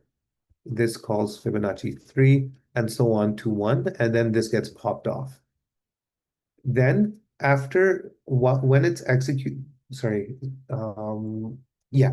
So Fibonacci 4 called Fibonacci 3, and then Fibonacci 3 completes its execution.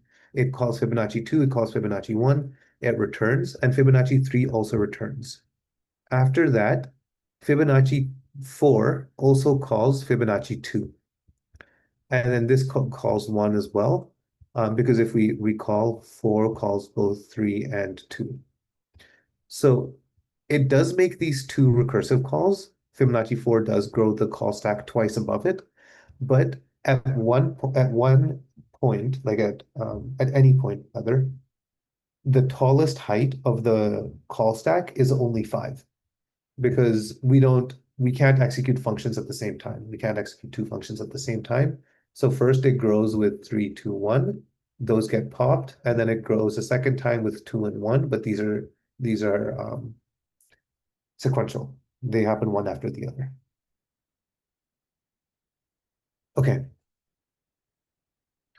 So the formal definition for time complexity of a recursive function is okay,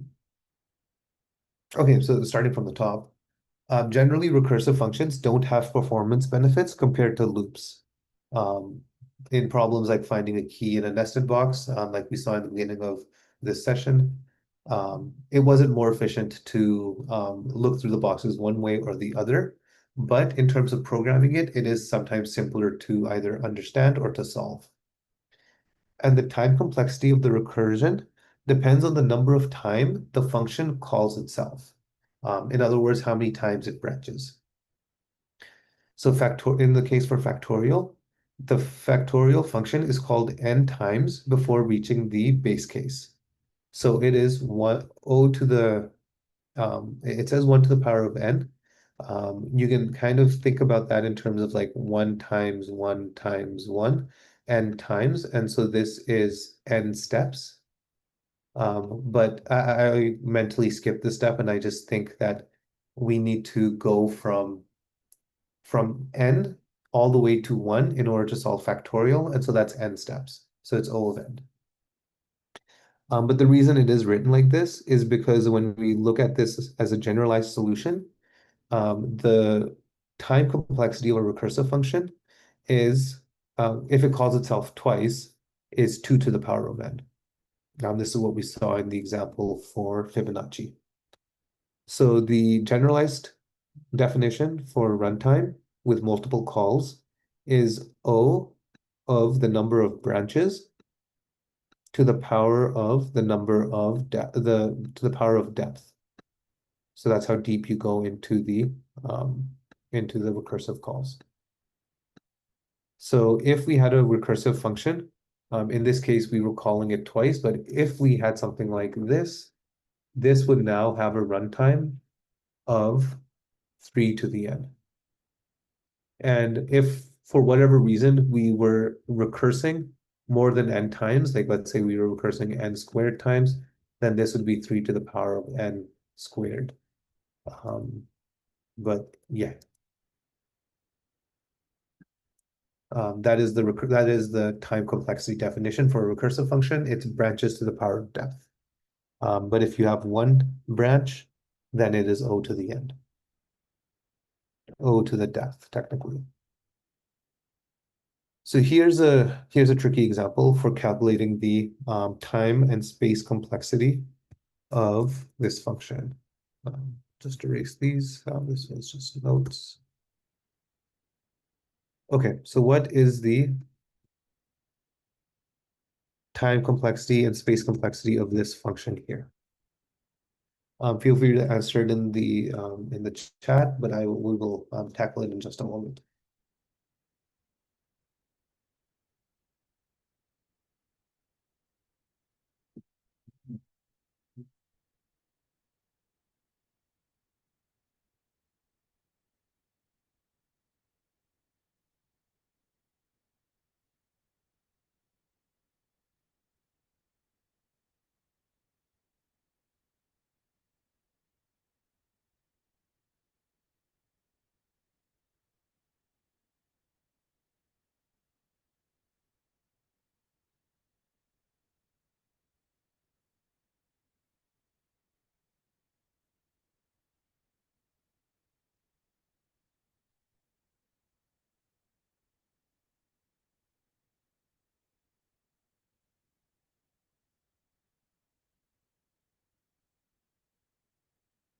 Okay.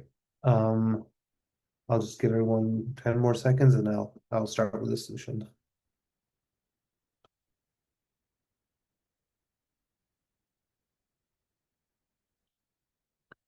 Okay, so let's analyze the time complexity first. So if we look at this line by line, this for loop runs n times. So it goes from I in range n, so that's n times. And then we have an if condition. This is just O of 1. And we can note over here that this is our base case. So this is what's gonna stop our recursion. So that's when n is equal to 0. And then we have a recursive call here. It's only one recursive call. So this will start from n and keep doing a recursive call until it gets to n equals 0. So this also runs n times. Now, if we want to be precise, this is actually skipping every second number. So this would be n over 2. And this is skipping every third number. So this is technically n over 3. But as we recall with big O notation, we don't worry about the coefficients. So we'll just represent this as n and n. Now, if we try and combine these, we would actually have to be a bit careful here because this for loop runs for every execution of this function. And this function is being called n times. So this is actually very similar to a nested for loop, where this is being executed for every execution of this. So this would actually be n squared in terms of time complexity.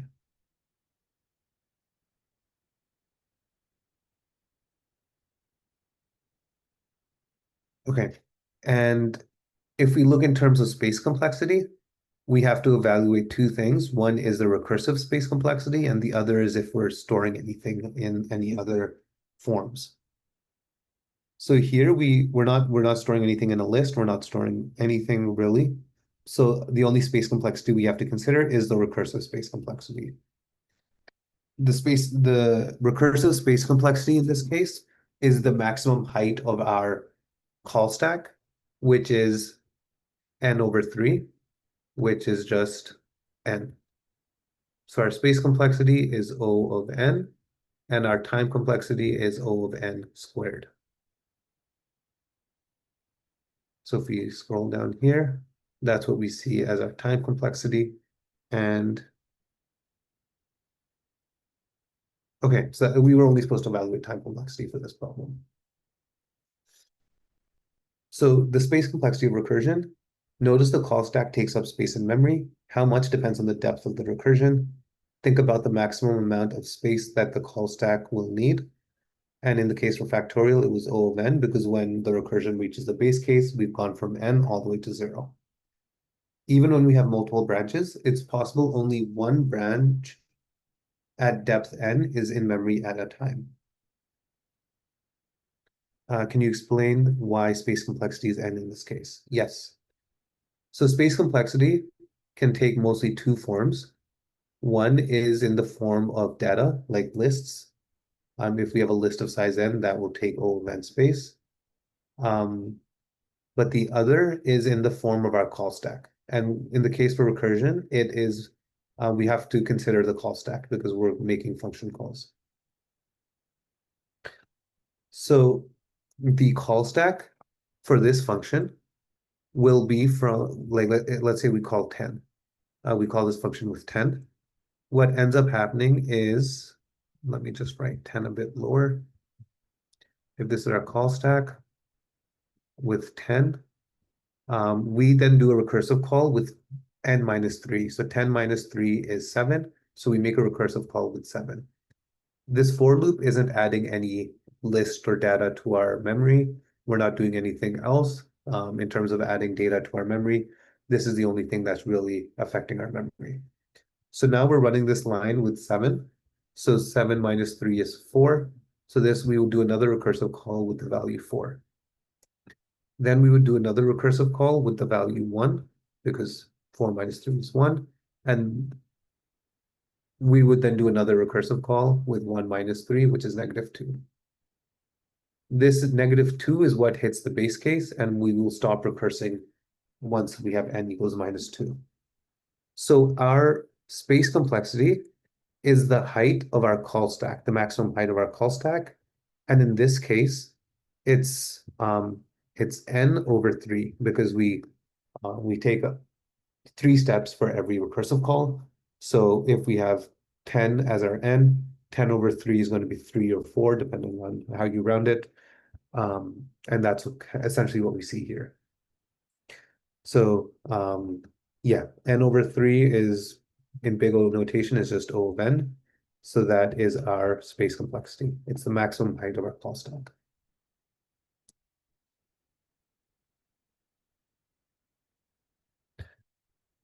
Okay, so now we have a live coding example, and this coding example is fairly complicated. It also introduces a new idea that I'll introduce during this solution. But the main value in this in doing this live coding session right now is to basically know that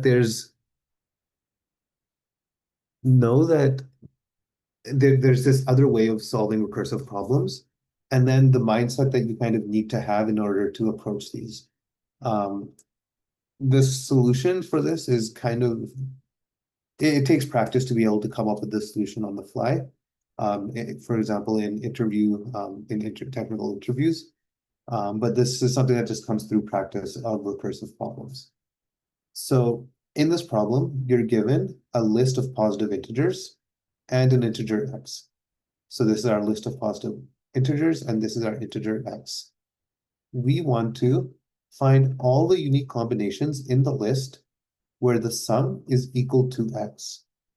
And a number in the list can be used multiple times, not for addition, but it can occur multiple times.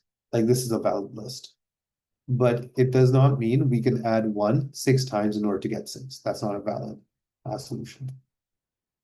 But in this case, if this is our input list, we want to find all the ways that we can add these numbers in order to get 6. And so our output should be 1, 5, that adds to 6, and 6 on its own adds to 6 as well. So this is a fairly kind of, it's hard to figure out how to approach this in a recursive way, but let's first identify our base case. So our base case is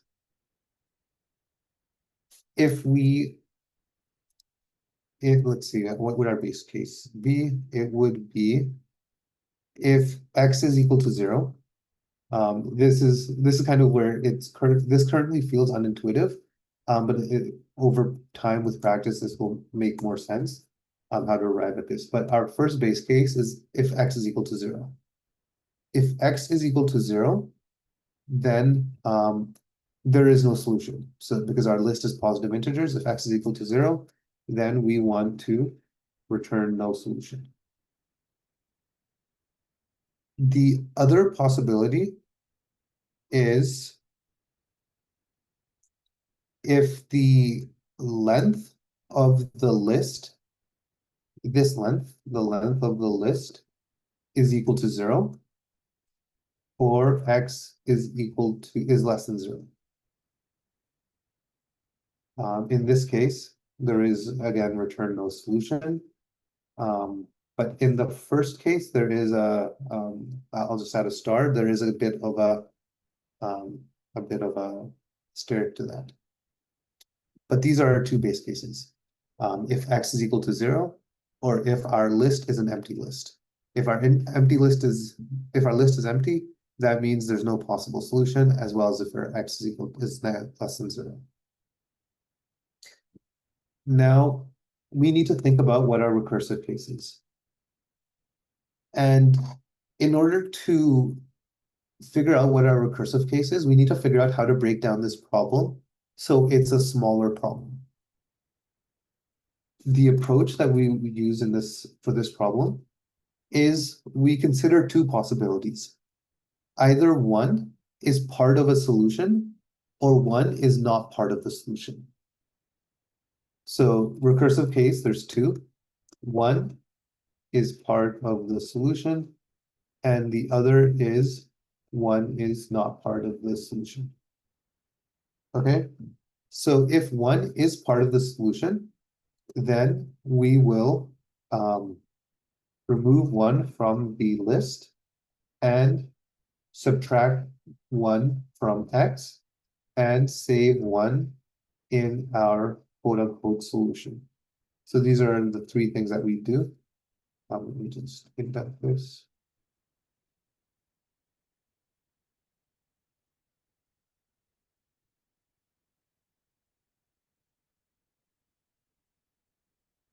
So these are our the three things that we do if one is part of the solution. If one is not part of the solution, we still remove one from the list because we want to make the problem smaller. But we don't modify x, and we don't save one in our solution. So we simply just, if we don't consider one as part of our solution, we remove it from the list so that the problem is reduced in size and we get closer to this base case. And if it is part of our solution, sorry, if it's not part of our solution, we still remove it from our list so we get close to our base case, but we don't save one in our solution. So another thing to notice about this problem is that we need this idea of a running solution. So we need a running solution that I'll call state that we can access between function calls, throughout function calls. When we need to maintain state between function calls with recursive problems, we introduce a new concept called helper functions. So the way we do that is we first create our find sum function, which takes in our list and our x. And inside this, we actually call a second function called find sum either helper or recursive. I'll call it recursive. And this is what actually takes in our our running state. So we will actually have two variables here, one for the combinations that we found thus far, and one for the result that we will store. So combinations is all the solutions we found. Result is the current solution that we're finding. And if we think about if x is equal to 0, then we actually want to also add our running solution or our running result So running result to our combinations. So let's do this recursive call. We call our helper function from our base function. And here we can then initialize these variables. So what we will do is create a result, and then we will pass in list x, a new list for result. So for combinations is our running combinations. Sorry, our running combinations is added to our result. I have that backwards. Yep, so this list will stay the same. So that's why we created beforehand and pass it to our recursive list. This one can be created new for each recursive call. And then we return result. So this recursive function will use list and x in order to come up with all of the different results. And once it does, we will return it. So now let's first start with our base case. So our two base cases are if x equals 0. So if x is equal to 0, that means we've successfully subtracted the right combination of numbers in order for x to be equal to 0. And that means we want to add combinations into result. So we will do result.append combinations. And then we can, I think, just return. Yeah. And otherwise, there's another possibility. If length of list is equal to 0, that means we've run out of elements to add. Or x is less than 0, then we just want to return. We don't even want to add we don't want to add our running result to combinations, because we either weren't able to get the right combinations to equal 0 and we run out of numbers, or we've gone too far in subtracting the numbers from x. So those are our base cases. And now we want to consider our current value. So right now our current value is the first element in the list. So current value is equal to list sub 0. And now we want to basically consider these two possibilities. Either the current value is part of the solution or it's not part of the solution. So if it's part of the solution, we will do our recursive call. And we want to remove the first element from the list. As we see right here, remove 1 from the list. So we want to pass in list from 1 onwards.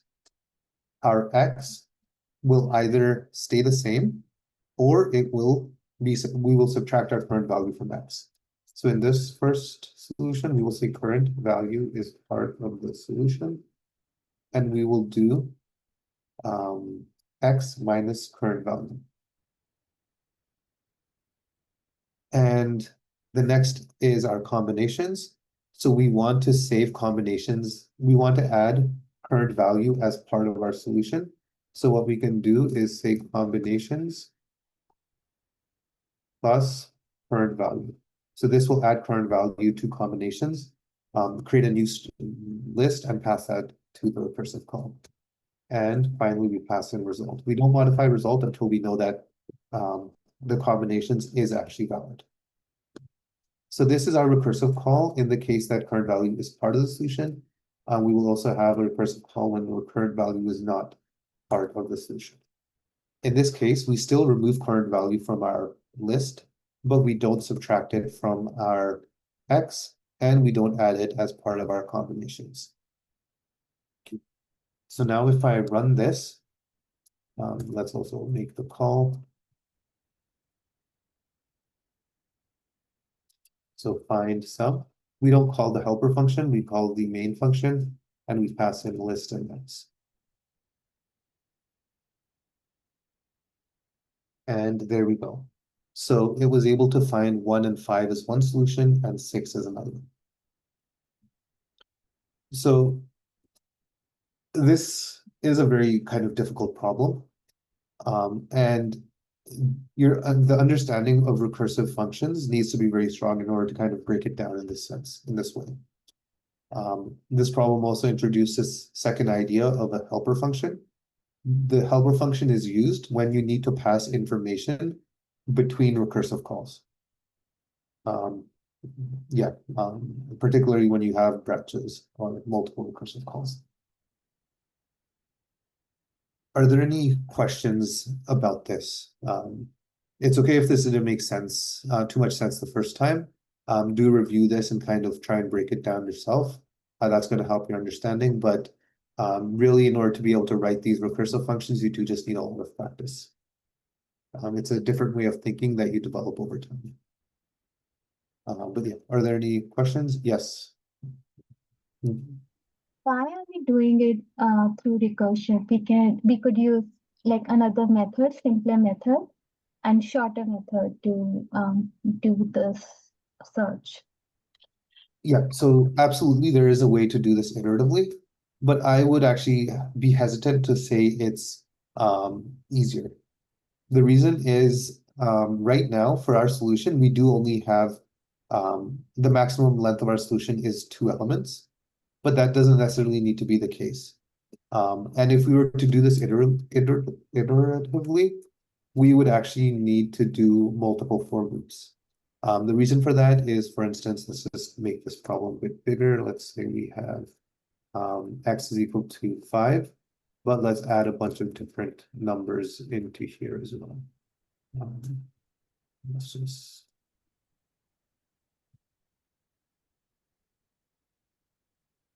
and let's say we want to get the value 8. So this is a very kind of long solution.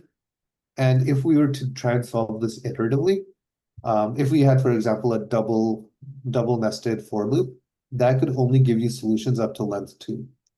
And so if you wanted a dynamic amount of solutions, like if there's n elements, you could have potentially a solution with n elements in it.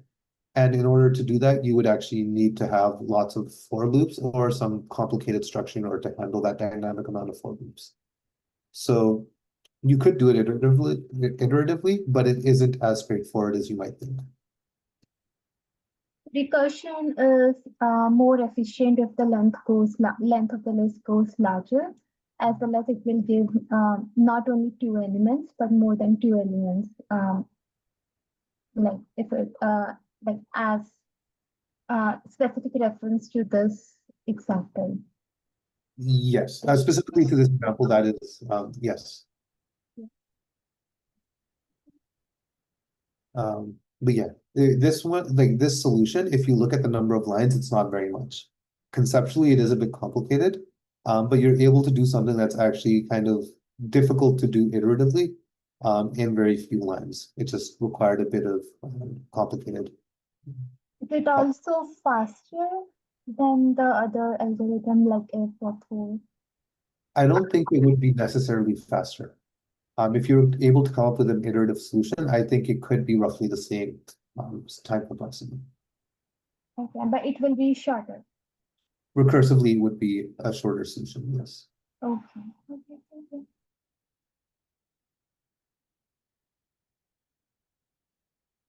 Okay. Let me just see how much we have left. Okay, I think we should be able to cover this today. So merge sort is a sorting algorithm that uses recursion. It also uses another concept called divide and conquer. So it falls into a divide and conquer algorithm kind of category.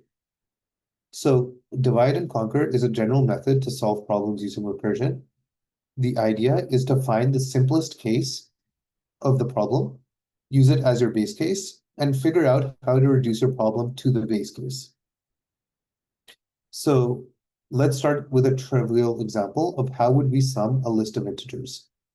The solution is obvious with a loop, but what if we wanted to do it recursively using divide and conquer? We would first ask the question, what is the simplest array to sum? And that is simply an array with no elements or 1 element. So the sum of an empty list is 0, and the sum of an list with 1 element is just the element itself. So the next step in creating a divide and conquer algorithm is asking, how can we reduce all arrays or any array to an empty array? And the kind of the idea that you have to identify is that the sum of 2, 4, 5 is equal to the sum of 2 plus the sum of 4 and 5. But this second version has reduced the problem by one step.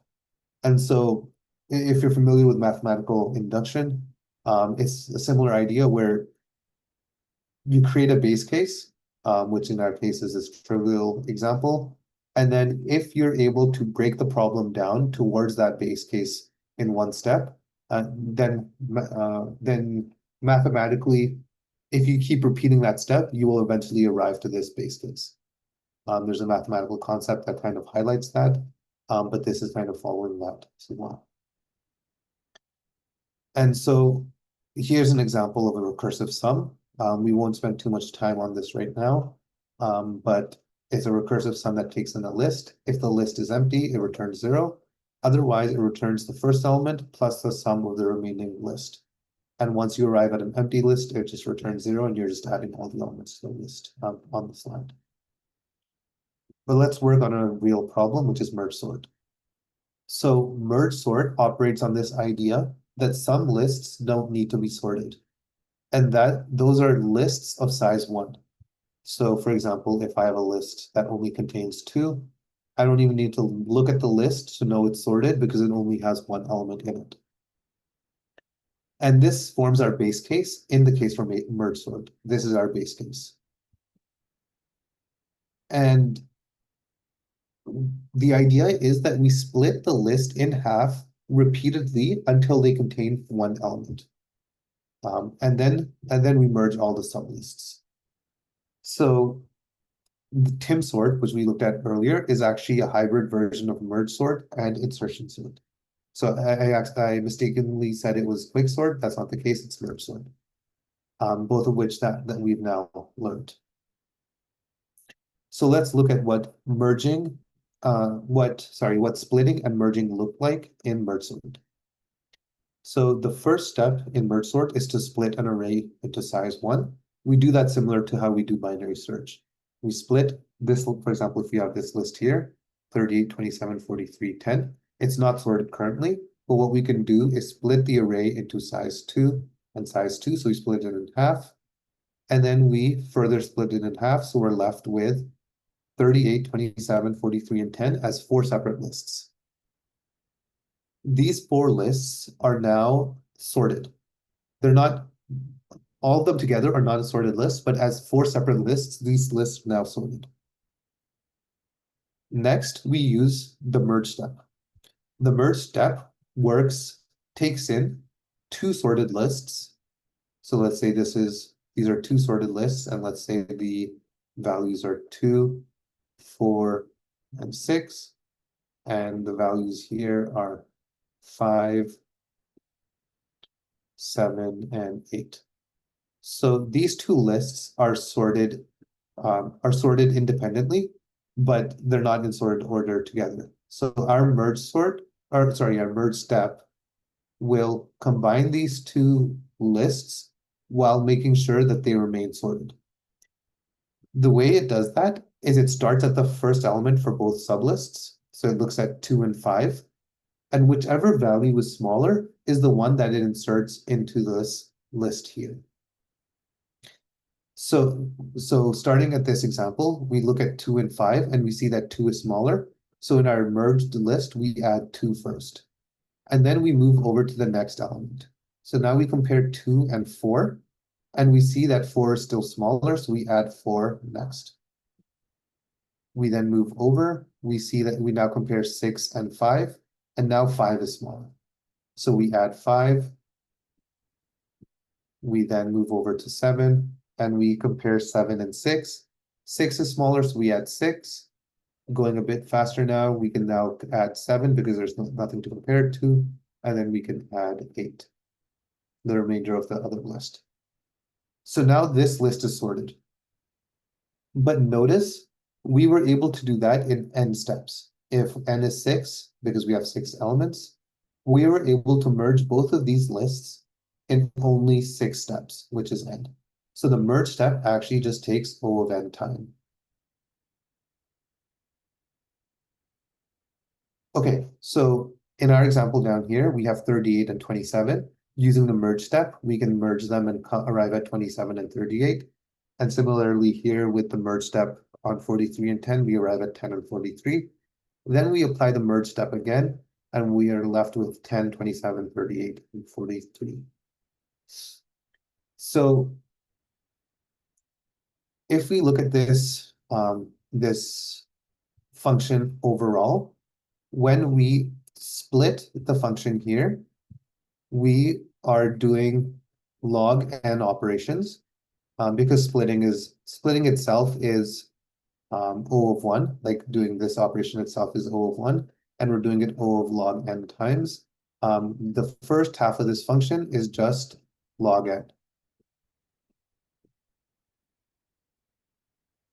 Then scrolling down to the merge step, each merge operation is n, O of n. And we are doing this log n times. So this ends up being n log n. We're doing O of n operations log n times, so this is n log n overall. If we consider the split step, that would just be adding log n to it, and that doesn't affect the big O. So that's why the first kind of splitting step is negligible compared to the merge step.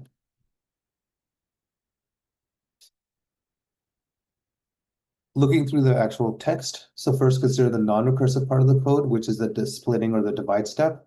Since slicing operations takes roughly n over 2 steps to make the left and right copy respectively, the merge operation also takes n steps approximately. Okay, so it depends on how the data is organized. I was saying it took O of 1 steps, but if you have an array that you want to make a copy of, then this is correct in saying that it's O of n steps. And then together, the non-recursive part of the code is O of n, because the merge operation is also n steps and the divide is n steps. So let me write it in the way that the text below is saying. It's saying that this is n steps, this is n steps, this is n steps. Everything is n steps. Even the merge, both the merge and the divide. Everything is n. On the other hand, the recursive calls, consider the recursive calls. The big O of the recursion depends on the recursive depth and the number of calls. So if we have branches to the power of depth, the depth in merge sort is the number of times you need to divide to get to the list of length 1.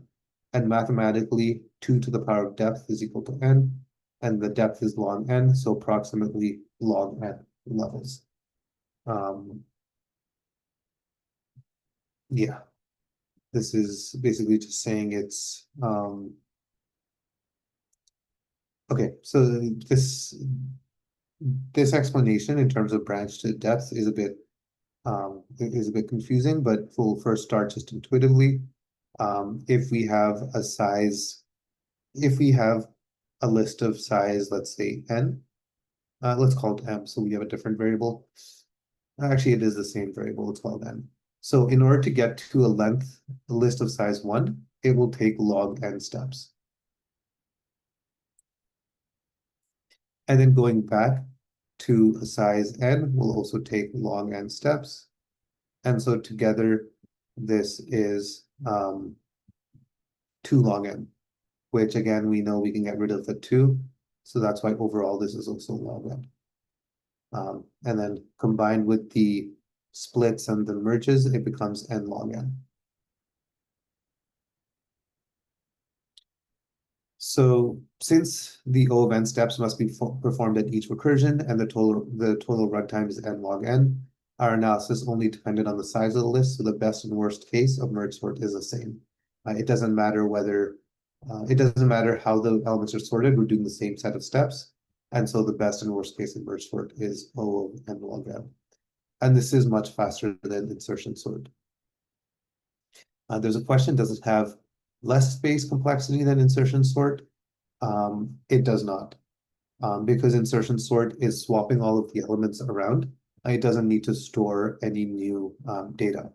Whereas with the merge sort, if we are making copies of all of this data, then we would actually have lots of copies of the data, and that would be n log n copies, because the height is log n, and these are n copies.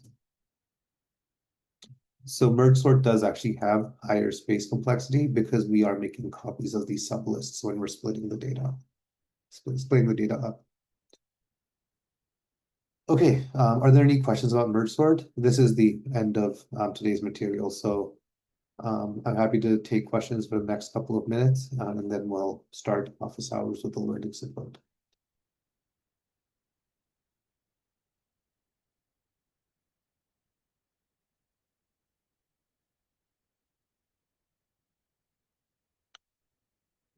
While people are writing up any questions, if any, I'll just repeat some stuff that I said at the start of class. So assignment 1, everyone can get started on. Pay attention to what data structure you're using, because depending on your choice of data structure, the problem will be easier or harder. So try and make sure you pick the right data structure for the problem. Other than that, we will cover our next topic on Tuesday, which is recursive data structures. That will let you get started on assignment 2.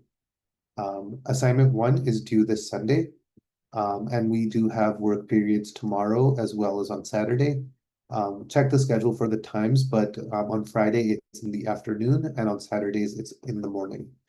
So make sure you attend those if you need help with the assignments. Otherwise, submissions, I believe everyone should be familiar with how to submit your assignments. It's through GitHub. You need to make a pull request. And yeah, once you've made a pull request, I'll be monitoring the pull requests in order to pair everyone up with their partners. So once you've submitted your pull request, you should get a message from me probably within 1 to 2, maybe 3 days, hopefully before Tuesday, so that you can get started on assignment 2. You should get a message from me pairing you up with a partner over Slack. If Tuesday comes and you haven't received a message, please send me a message and I'll get you paired up with your partner as soon as possible. But yeah, if you submit by Sunday, it shouldn't be a problem. I should be able to get everyone partnered up by Monday. Other than that, yeah, there's a question. Sorry, I didn't get it. What about the partner? Do we have to pair up with someone else for submitting the assignment?